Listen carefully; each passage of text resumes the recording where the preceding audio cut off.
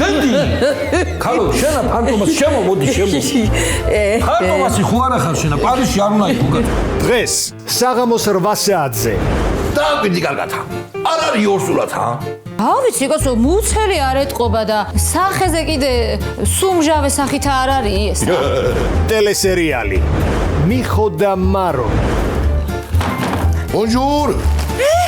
Bonjour, Chotak, comment ça va?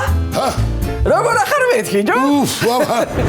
განაძი ბიჭო, ექიმა ხო გითხრა, ნერვიულობა არ შეიძლება შენთვინა.